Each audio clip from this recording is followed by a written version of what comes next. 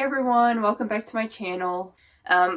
In one of my earlier videos I had talked about how I use a pendulum sometimes to help me choose a card for my tarot card readings and stuff. In that video it was suggested that I do a video about how the pendulum works. So I am going to show you guys today how it works. Normally I use the pendulums in place of something like a Ouija board. I really have never had luck with Ouija boards. I really don't know personally if they actually do work or not. I've never known anybody personally that has had any luck with them.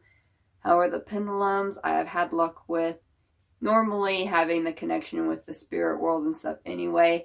I'm able to pick up on energies without needing a pendulum, but it does help sometimes if I'm unsure about something. I also use it sometimes for choosing my tarot cards, like I said.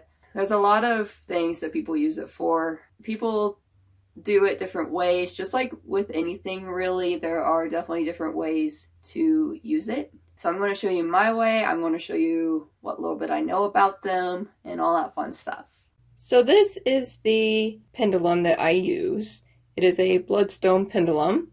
Interesting story about this. When I went shopping for a pendulum, I had no idea exactly what they were. I had no idea what they were made of. I knew nothing about them. And at the time, I knew very little about crystals and stones and stuff and their properties, the meanings behind them, things like that. So when I was searching, there was a huge variety of stones. I kept being drawn to this one. So I bought it because I'm like, this one's calling my name. So I bought it and I took it home and then I researched what bloodstone is. And bloodstone is actually a stone for healing.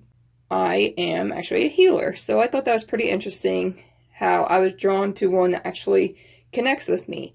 And it does connect with me. I feel very connected to this pendulum. I keep thinking about buying a new one, but I can never get myself to actually do it because I just have such a strong bond with this one. So what I use the pendulum for is connecting with spirits, like communicating with them, choosing tarot cards, making other decisions randomly.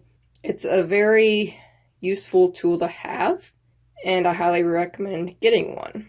So when connecting with spirits, I typically use this board. I actually made this myself with a wood burner.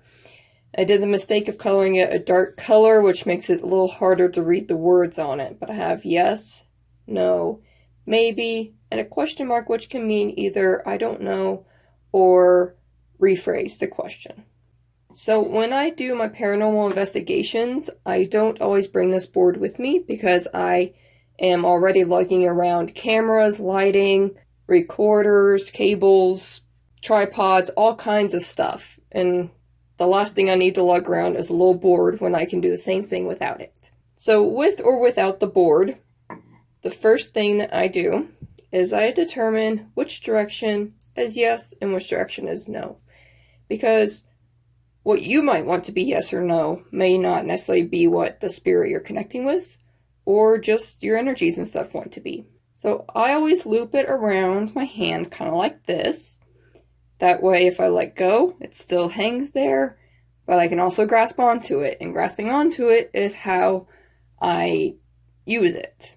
So for this video, I'm not really going to be concentrating on anything. I'm not going to be trying to communicate with anything. So I'm not going to get any legit answers or anything from this. This is just to show you a general idea of how it works.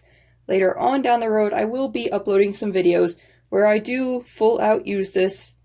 I will show you guys a live demonstration on how I use it while I'm actually in the process of communicating with something or doing a tarot reading or something. And I'll also upload some paranormal investigation videos perhaps. So the first thing you definitely want to do is focus on your intent, focus on why you're using this. So for contacting spirits and stuff, you want to focus on what you're trying to contact, what questions you want to ask it, things like that. So what I do, no matter if I use the board or not, is I want to get it centered, which means I don't want it swaying around every which way. Now you're going to see me moving my hands when I'm talking. Don't do that. Whenever you're actually using it, don't be moving your hands everywhere. Definitely try to stay as steady as possible so that it can actually move in the direction that it needs to move to. So I'll get it centered and then I'll normally start off asking a yes or no question that is connected to me. Like, for instance, I'll say, am I blah blah blah years old? And if the answer is yes, then let's say the pendulum starts swaying this direction, then this direction will be deemed yes. Now that doesn't necessarily mean that crossways is going to be no.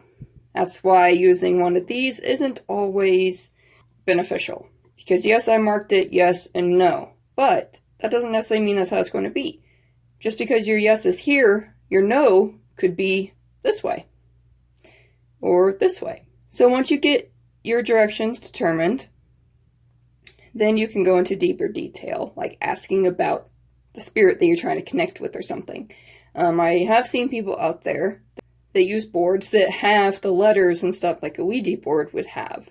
Being connected with the spirit world anyway, I typically can connect in other ways and get answers other ways besides using a pendulum or anything like that. So when using the pendulum for card readings, this is not normally how I lay out my cards, but I'll do it this way just for video's sake. Let's say I have a person here and they're wondering, what do I need to know for today? What's the message I need today?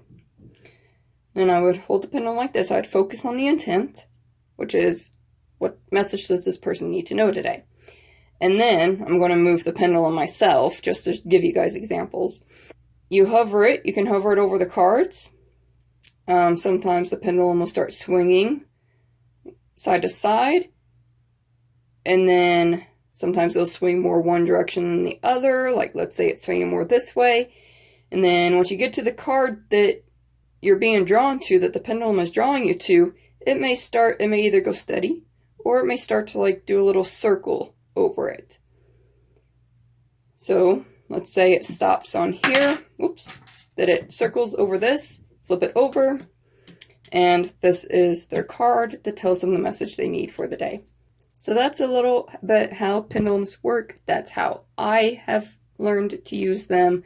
Like I said, what works for me may not work for you, but hopefully this gives you a general idea as to how you can use the pendulum and things that you can use them for. If you guys like this video, give it a thumbs up, and don't forget to subscribe down below. Hit the bell thingy for the notifications when I upload a new video, and I hope to see you all in my next video.